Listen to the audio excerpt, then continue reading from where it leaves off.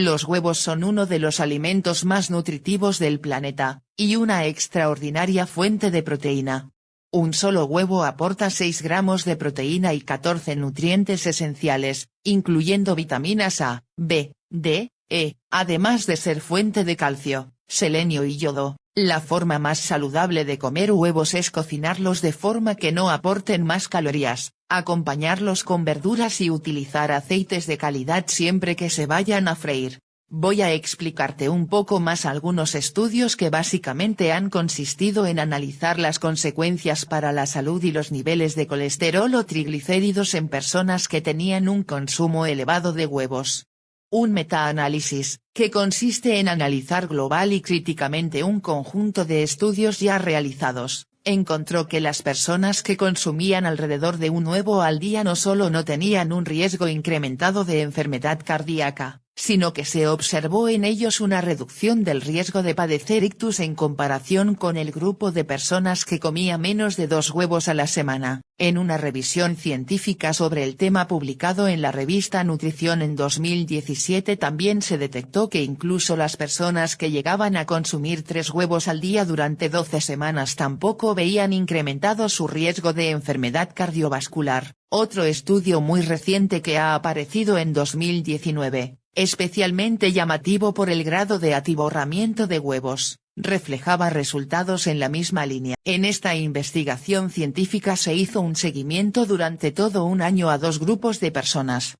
Un grupo de personas que no consumió huevos durante todo un año, mientras que en el otro grupo los individuos consumían nada más y nada menos que 12 huevos a la semana durante el mismo periodo de tiempo.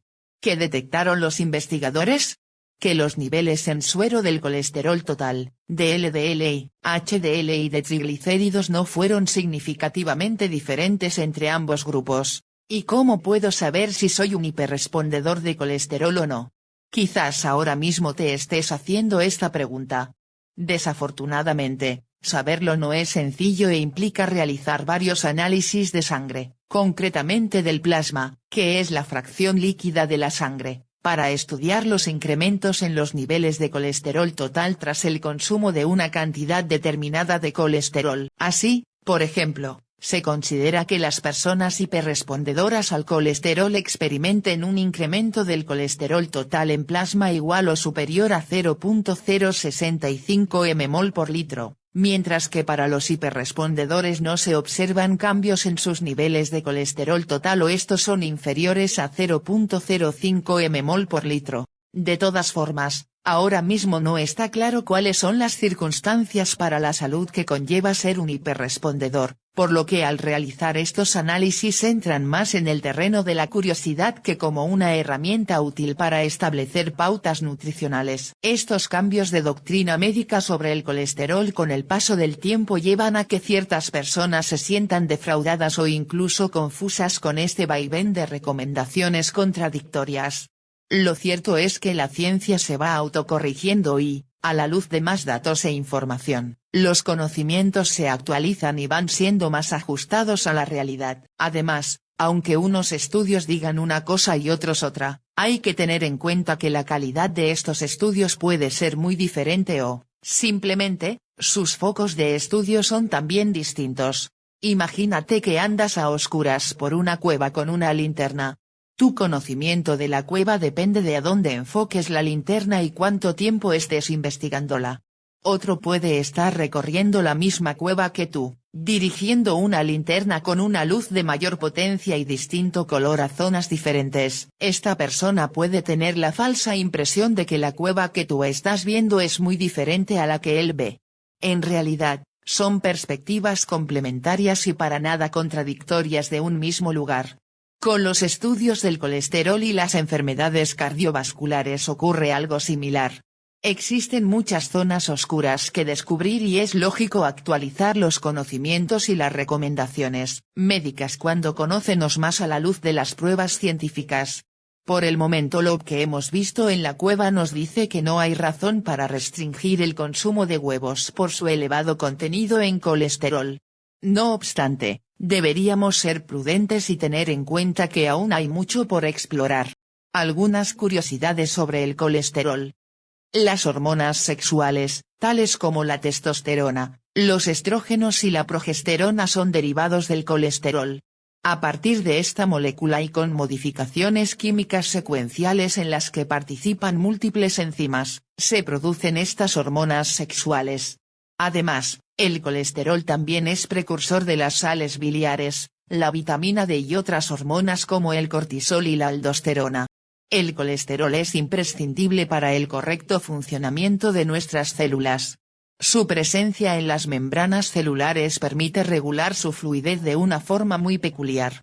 Así, ante temperaturas elevadas, el colesterol estabiliza la membrana y aumenta su punto de fusión, temperatura en la que una sustancia pasa de sólida a líquida. Por otro lado, cuando las temperaturas bajan, se mezclan, con los fosfolípidos, otras moléculas presentes en la membrana celular, evitando su cristalización y rigidez. El colesterol desempeña un papel vital en nuestro cerebro. Tanto es así que alrededor del 25% del colesterol de nuestro cuerpo se encuentra en este órgano, que, por otra parte, solo dispone de 2,3% del peso total del cuerpo. ¿A qué se debe tal concentración de colesterol en nuestro órgano pensante? La mayoría de ese colesterol se emplea en la producción de las vainas de mielina, donde es el componente principal. Estas vainas de mielina recubren las prolongaciones, axones, de las neuronas para asegurar la transmisión del impulso nervioso, que es en realidad, un fenómeno eléctrico de forma rápida y eficiente. Popularmente, se suele decir que la mielina es como el plástico que recubre los cables eléctricos, los axones, ya que actúa como aislante. En los últimos años, diferentes investigaciones han observado ciertos cambios en los niveles de colesterol cerebral o en su composición que se asocian a déficits cognitivos y a ciertas enfermedades neurodegenerativas, especialmente al Alzheimer. Según lo que se ha descubierto hasta el momento, parece que el transporte del colesterol y su reciclaje son procesos muy importantes para el funcionamiento del cerebro. Si estos se ven afectados por cualquier razón, se producen efectos perjudiciales. Por ejemplo, se ha observado que los cerebros de las personas con enfermedad de Alzheimer tenían una retención del colesterol en las membranas de las neuronas. Además, se ha comprobado que el colesterol favorece la formación de las placas tóxicas de proteína beta-amiloide, que está involucrada en el desarrollo de la enfermedad de Alzheimer. Por eso, algunos investigadores han propuesto la idea de administrar inhibidores de la síntesis de colesterol u otros fármacos que rebajen los niveles de colesterol en el cerebro como una medida para frenar el Alzheimer. Se han visto resultados muy positivos en modelos de experimentación animal, pero todavía no contamos con las suficientes pruebas científicas como para saber si esta medida sería acertada o no en humanos. De hecho, ni siquiera sabemos si las alteraciones en la regulación del colesterol son causa o consecuencia en el Alzheimer. Y no solo un exceso de colesterol cerebral puede ser dañino, también se ha visto que un déficit de esta molécula podría relacionarse con otros problemas cognitivos como la pérdida de memoria asociada a la edad. En los humanos, es normal que con el envejecimiento haya problemas para recordar y aprender y una de las explicaciones podría ser que en este proceso existiera una progresiva pérdida del colesterol en las membranas neuronales del hipocampo. El hipocampo es un área del cerebro con un papel vital en el almacenamiento y recuperación de recuerdos, de ahí que una alteración en su funcionamiento pueda desencadenar problemas de memoria.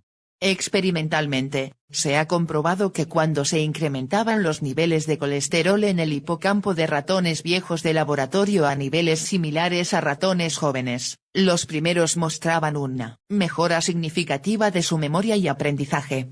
En humanos, aunque sí que se ha visto que la síntesis de colesterol disminuye en el hipocampo con el paso de los años, todavía no sabemos si este proceso tendría los mismos efectos que en ratones y si su tratamiento farmacológico ayudaría a mejorar los problemas de memoria en la población anciana. En esta área de la ciencia es mucho más lo que desconocemos que lo que sabemos. Lo cual es totalmente lógico si tenemos en cuenta que nuestro cerebro es uno de los elementos más complejos de la naturaleza. La población sana puede estar tranquila consumiendo entre 1 y 3 huevos por día. La mayoría de estudios analizan esta cantidad. Con respecto a comer más, aún hay pocos estudios que lo hayan estudiado. Aunque esto no significa que sea dañino, tampoco se garantiza lo contrario. Los estudios han demostrado que no existe ningún tipo de riesgo para la salud si se come un huevo al día o incluso más.